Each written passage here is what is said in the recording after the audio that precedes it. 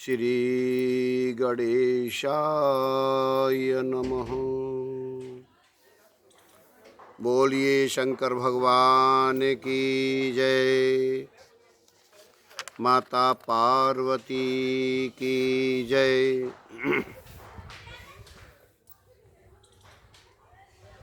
श्री शिव पुराण में एक महात्मा में कथा आती है चंचुला की। ये चंचुला की कथा बड़ा मार्मिक है और विस्तार से आप सुनेंगे। मन लगा करके आप इस कथा को जरूर सुनें। शिव पुराण के श्रवण से देवराज को शिवलोक की प्राप्ति तथा चंचुला का पाप से भय एवं संसार से वैराग्य। सूत जी कहने लगे, कलयुग में इस कथा के द्वारा कौन कौन से पापी शुद्ध होते हैं, उन्हें कृपा पूर्वक आप बताने की कृपा करें और इस जगत को कृतार्थ करिएगा। तो सूत जी कहने लगे हैं, मुने, जो मनुष्य पापी, दुराचारी, खल तथा काम क्रोध आदि में निरंतर डूबे रहने वाले हैं, वे भी इस पुराण के श्रवण पठन से अवश्य ही शुद्ध हो जाते हैं।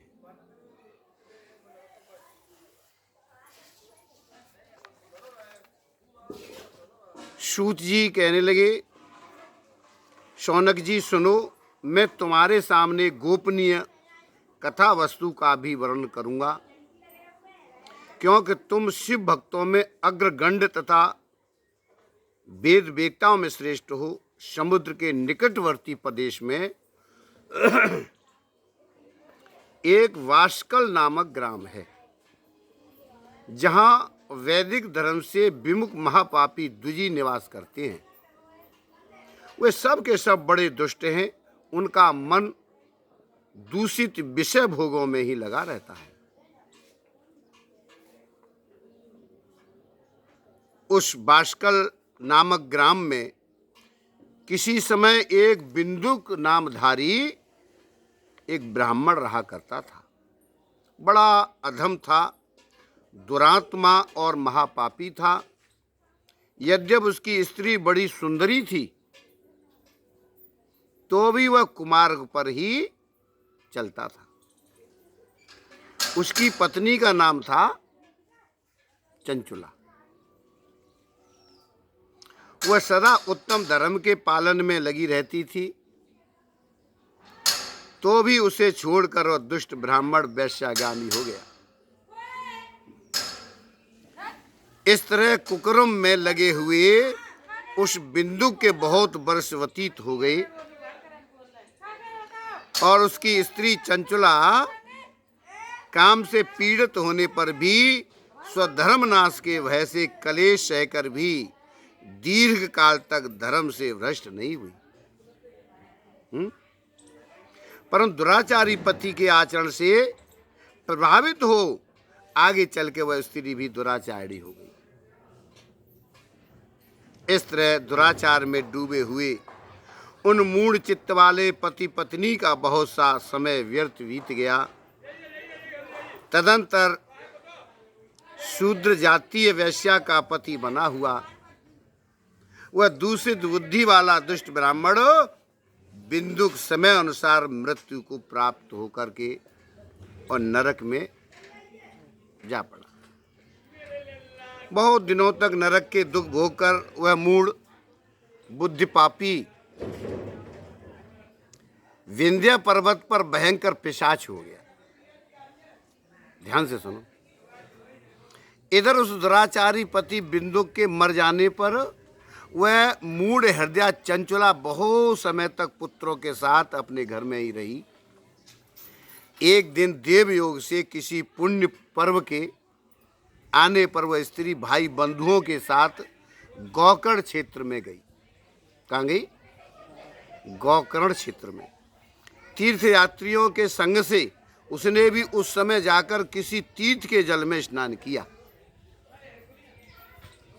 फिर वह साधारणतया मेला देखने की दृष्टि से बंधुजनों के साथ यंत्र तंत्र घूमने लगी और घूमती घामती किसी देव मंदिर में पहुंच गई और वहां उसने एक देव यज्ञ ब्राह्मण के मुख से भगवान शिव की परम पवित्र एवं मंगलकारिणी उत्तम पौराणिक कथा सुन ली।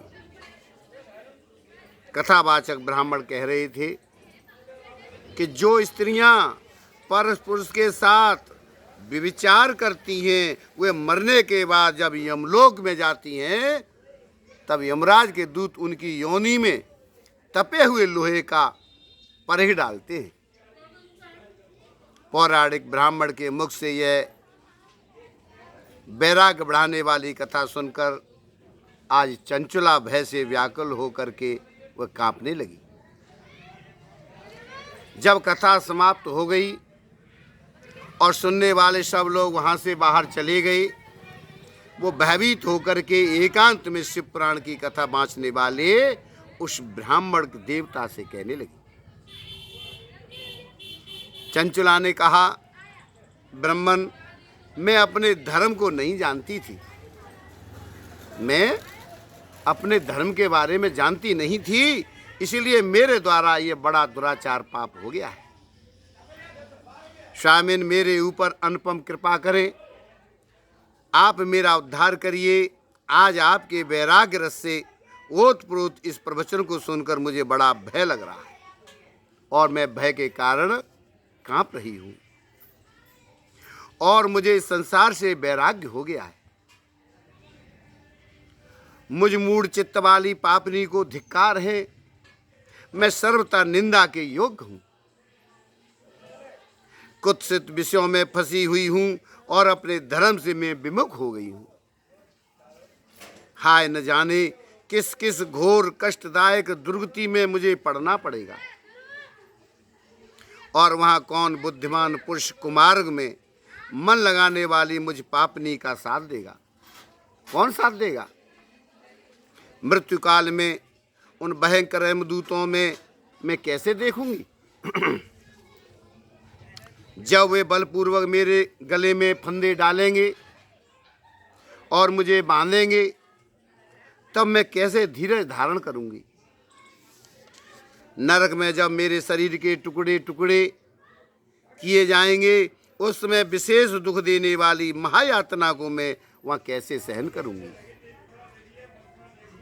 हाय मैं मारी गई, मैं जल गई, मेरा हृदय विदीर्ण हो गया और मैं इस प्रकार से नष्ट हो गई क्योंकि मैं हर तरह से पाप में डूबी रही। ब्राह्मण, आप ही मेरे गुरु हैं, आप ही मेरे माता हैं, आप ही मेरे पिता हैं, आपकी शरण में आई हूं, मुझ दीन अबला का आप ही उद्धार करिए। खेद और वैराग से युक्त हुई चंचुला आज ब्राह्मण देवता के दोनों चरणों में गिर पड़ी है। तब उन बुद्धिमान ब्राह्मण ने कृपा पूर्वक उसे उठाया और उससे इस प्रकार कहा। ब्राह्मण कहने लगे, नारी, सौभाग्य की बात है कि भगवान शंकर की कृपा से शिव प्राण की इस वैराग्य युक्त कथा को सुनकर तुम्हें समय पर चेत हो गया। आज ब्राह्मण पत्नी, तुम डरो मत, भगवान शिव की शरण में जाओ और शिव की कृपा से सारा पाप तत्काल नष्ट हो जाएगा। मैं तुमसे भगवान शिव की कीर्ति कथा से युक्त उस परम वस्तु का वर्णन करूंगा जिससे तुम्हें सदा सुख देने वाली उत्तम गति प्राप्त होगी। शिव की उत्तम कथा सुनने से ही तुम्हारी बुद्धि इस तरह पश्चाताप से युक्त एवं शुद्ध हो गई है, साथ ही तुम्हारे मन में विषयों के प्रति वैराग्य हो गया है। पश्चाताप ही पाप करने वाले पापियों के लिए सबसे बड़ा प्रायश्चित है। सत्पुरुषों ने सबके लिए पश्चाताप को ही समस्त पापों का शोधक बताया है। पश्चाताप से ही पापों की शुद्धि होती है।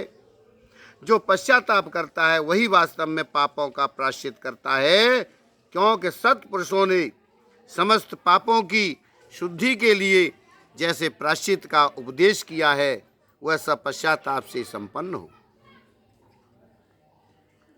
संपन्न हो जाता है। जो पुरुष विधि पूर्व प्रायश्चित करके निर्भय हो जाता है पर अपने कुकर्म के लिए पश्चाताप नहीं करता, उसे प्राय उत्तम गति नहीं प्राप्त होती। परंतु जिसे अपने कुकृत्य पर हार्दिक पश्चाताप होता है, वह अवश्य उत्तम गति का भागी होता है, इसमें कोई संशय नहीं है। इस प्राण की कथा सुनने से जैसी चित्त शुद्धि होती है वैसी दूसरे उपायों से नहीं होती। जैसे दर्पण साफ करने पर निर्मल हो जाता है, उसी प्रकार इस प्राण की कथा से चित्त अत्यंत शुद्ध हो जाता है, इसमें कोई संशय नहीं है। मनुष्यों के शुद्ध चित्त में जगदम्बा पार्वती सहित भगवान शिव विराजमान रहते हैं। इससे वह सिद्ध आत्मा, विशुद्ध आत्मा पुरुष श्री श्याम सदाशिव के पद को प्राप्त होता है। इस उत्तम कथा का श्रवण समस्त मनुष्यों के लिए यह कल्याण का बीज है। अतः यथोचित शास्त्रोक्त मार्ग से इसकी आराधना अथवा सेवा करनी चाहिए। यह भवबंधन रूपी रोग का नाश करने वाली है। आज भगवान शिव की कथा को सुनकर फिर अपने हृदय में उसका मनन एवं निंदासन करना चाहिए। इससे पूर्णता सिद्ध चित्त शुद्धि हो जाती है। चित्त शुद्धि होने से महेश्वर की भक्ति अपने दोनों पुत्रों ज्ञान और वैराग्य के साथ निश्चय ही प्रकट होती है। अगर चित्त शुद्धि हो जाएगी तो ज्ञान और वैराग्य प्रकट हो जाए। तत्पश्चात महेश्वर के अनुग्रह से दिव्य मुक्ति प्राप्त होती है, इसमें कोई संशय नहीं है।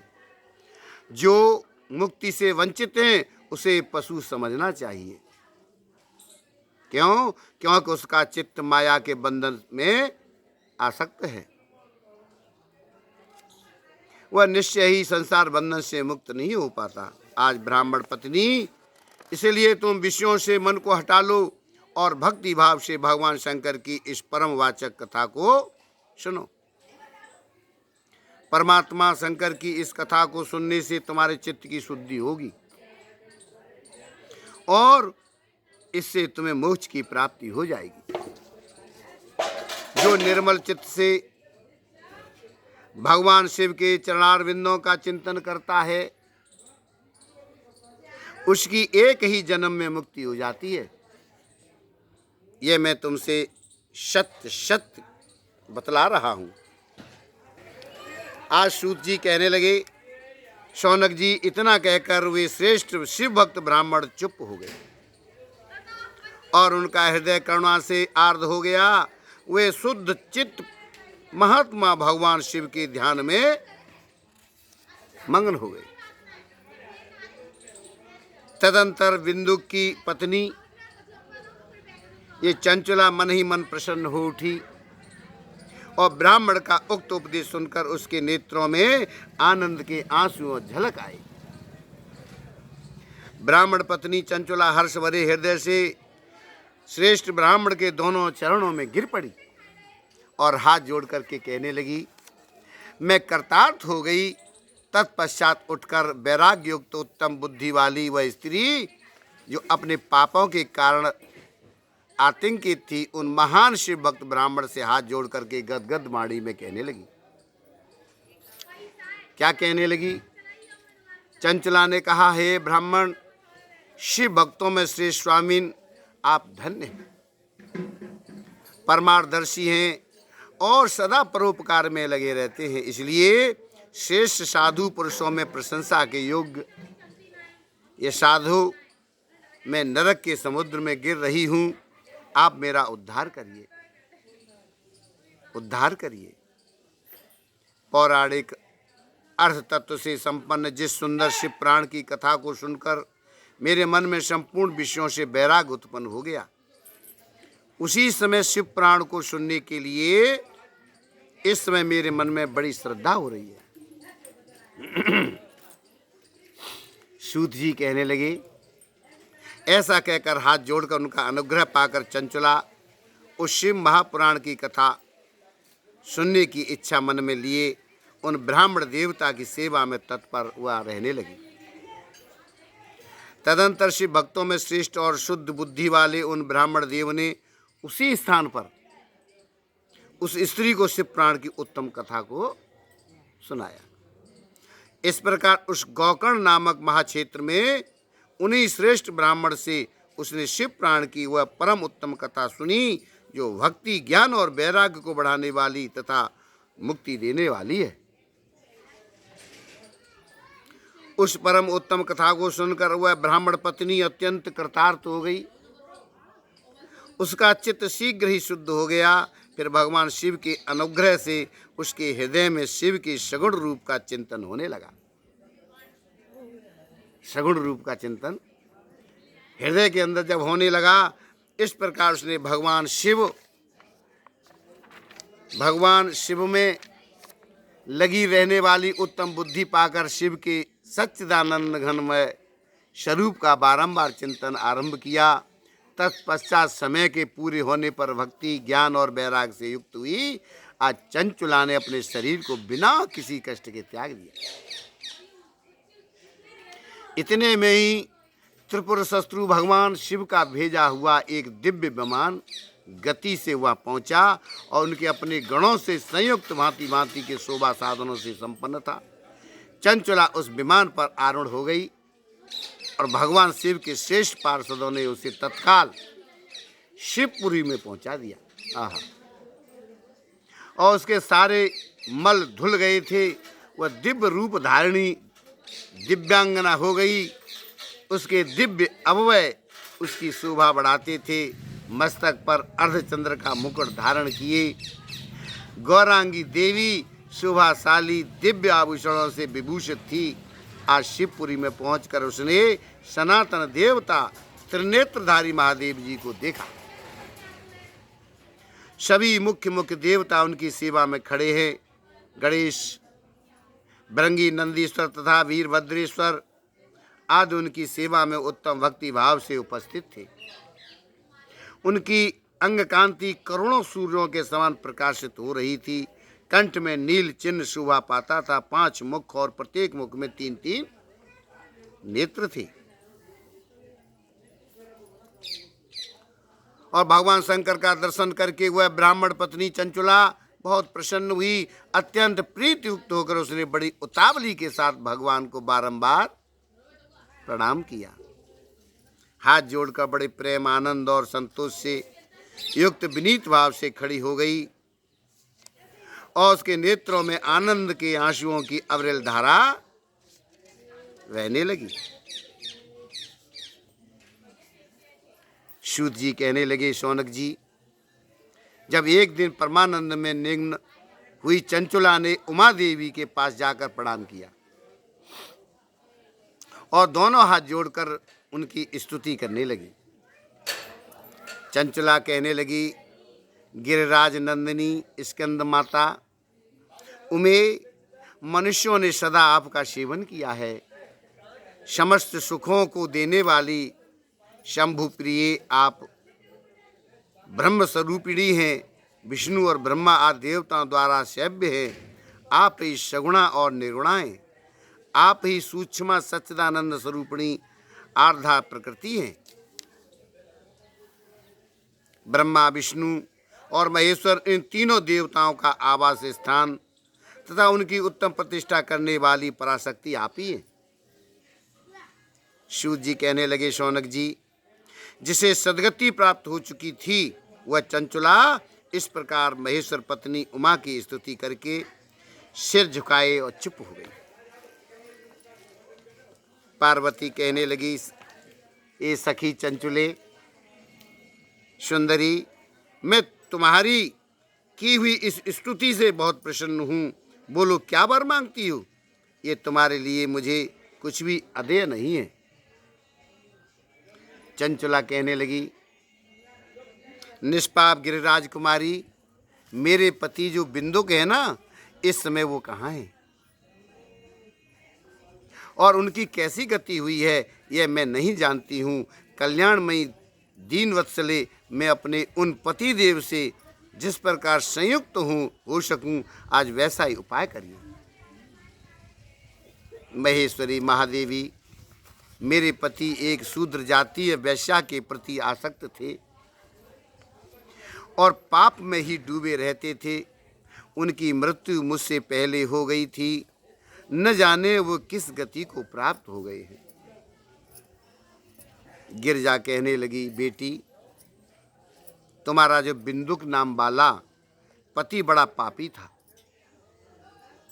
उसका अंतःकरण बड़ा दूषित था। वैश्या का उपभोग करने वाला महामूढ़ मरने के बाद नरक में पड़ा, अनगिनती वर्षों तक नरक में नाना प्रकार के दुख भोग कर वह पापात्मा अपने शेष पाप को भोगने के लिए विंध्य पर्वत पर पिशाच हो गया है। इस समय पिशाच अवस्था में ही है और नाना प्रकार के कलेश उठा रहा है। वह दुष्ट वहीं वायु पीकर रहता है, सदा सब प्रकार के वो कष्ट सहता रहता है। सूत जी कहने लगे, शौनक जी, गौरी देवी की यह बात सुनकर उत्तम व्रत का पालन करने वाली चंचुला उस समय पति के महान दुख से दुखी हो गई। फिर मन को स्थिर करके और ब्राह्मण पत्नी ने व्यथित हृदय से महेश्वरी को प्रणाम करके फिर पूछा। चंचुला कहने लगी, महेश्वरी महादेवी, मुझ पर कृपा करिए आप, वह दूषित कर्म करने वाले मेरे उस दुष्ट पति का वह उद्धार कर दीजिए। देवी, कुत्सित बुद्धि वाले मेरे उस पापात्मा पति को किस उपाय से उत्तम गति प्राप्त हो सकती है, वह शीघ्र आप बताइए, मैं आपको नमस्कार करती हूँ। पार्वती कहने लगी, तुम्हारा पति यदि शिव पुराण की पुण्यमयी उत्तम कथा सुने तो सारी दुर्गति को पार करके उत्तम गति को भागी हो सकता है। अमृत के समान मधुर अक्षरों से युक्त गौरी देवी का यह वचन आदर पूर्वक सुनकर आज चंचुला ने हाथ जोड़कर मस्तक झुकाकर उन्हें बारंबार प्रणाम किया और अपने पति के समस्त पापों की शुद्धि तथा उत्तम गति की प्राप्ति के लिए पार्वती देवी से वह प्रार्थना की कि मेरे पति को शिव पुराण सुनाने की व्यवस्था होनी चाहिए। उस ब्राह्मण पत्नी के बारंबार प्रार्थना करने पर शिवप्रिया गौरा देवी बड़ी दयाई और भक्त वत्सल महेश्वरी गिरिराज कुमारी ने भगवान शिव की उत्तम कीर्ति का गान करने वाले गंधर्वराज तंबरू को बुलाकर उनसे प्रसन्नतापूर्वक इस प्रकार कहा, तुम्बरू, तुम्हारी भगवान शिव में प्रीत है। तुम मेरे मन की बातों को जानकर मेरे अभिष्ट कार्यों को सिद्ध करने वाले हो, इसलिए मैं तुमसे एक बात कह रही हूँ, तुम्हारा कल्याण हो। तुम मेरी इस सखी के साथ शीघ्र ही विंध्य पर्वत पर जाओ। वहाँ एक महाघोर और भयंकर पिशाच रहता है, उसका वृतांत तुम आरंभ से ही सुनो। मैं तुमसे प्रसन्नता पूर्वक सब कुछ बताती हूँ। पूर्व जन्म में वह पिशाच बिंदुक नामक ब्राह्मण था, मेरी इस सखी चंचला का पति था। परंतु वह दुष्ट वैश्यागामी हो गया। स्नान संध्या आदि नित्य कर्म छोड़ करके अपवित्र रहने लगा। क्रोध के कारण उसकी बुद्धि पर मूढ़ता छा गई। वह कर्तव्य का विवेक नहीं कर पाता था और चांडालों से प्रेम करता और प्रतिदिन वेश्याओं के संपर्क में रहता था। बड़ा दुष्ट था। अपनी पत्नी का परित्याग करके दुष्टों के संग में आनंद मनाता और मृत्यु पर्यंत दुराचार से वो फंसा रहा। और यमपुर में गया और वहां बहुत से नरकों का उपभोग करके वह दुष्टात्मा जीव इस समय विंध्य पर्वत पर पिशाच बना हुआ है। वहीं वह दुष्ट पिशाच अपने पापों का फल भोग रहा है।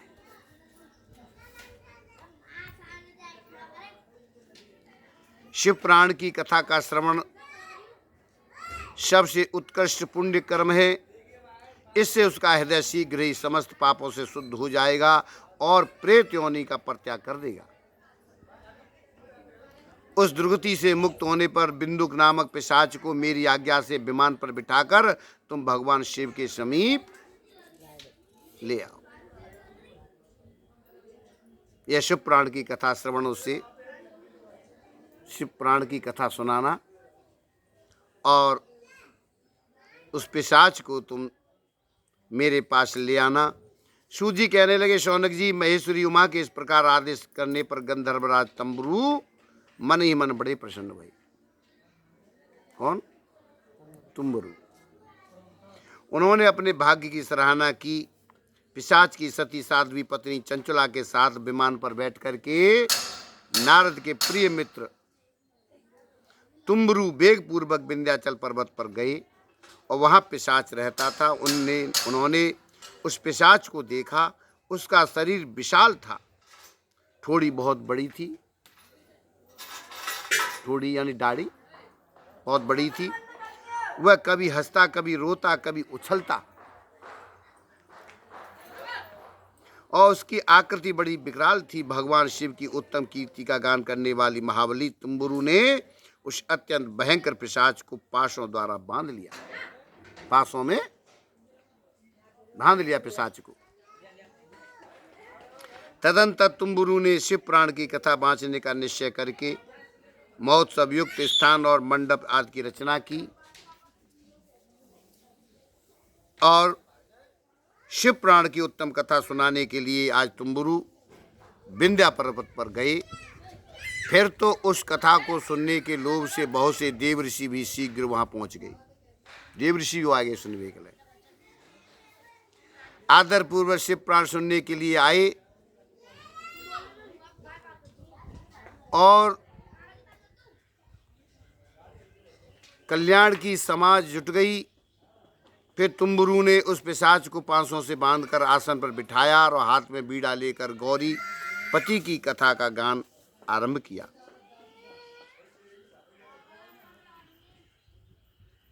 विंध्येश्वरी संहिता से लेकर के 7वीं वायु संहिता तक महात्म सहित शिव पुराण की कथा का उन्होंने स्पष्ट वर्णन किया। 7 संहिता सहित शिव पुराण का आदर पूर्व श्रवण करके वो सभी श्रोता पूर्ण कृतार्थ हो गए। शिव पुराण को सुनकर उस पिशाच ने अपने सारे पापों को धोकर उस पिशाचिक शरीर को त्याग दिया। फिर तो शीघ्र ही उसका रूप दिव्य हो गया। अंग कांति गौर वर्ण हो गई। शरीर पर श्वेत वस्त्रता प्रकार के परशोचित आभूषण उसके अंगों को उद्भासित करने लगे। त्रिनेत्रधारी चंद्रशेखर रूप हो गया। आज श्रीमान बिंदुक अपनी प्राण बल्लभा चंचला के साथ स्वयं भी पार्वती बल्लभ भगवान शिव का गुणगान करने लगा।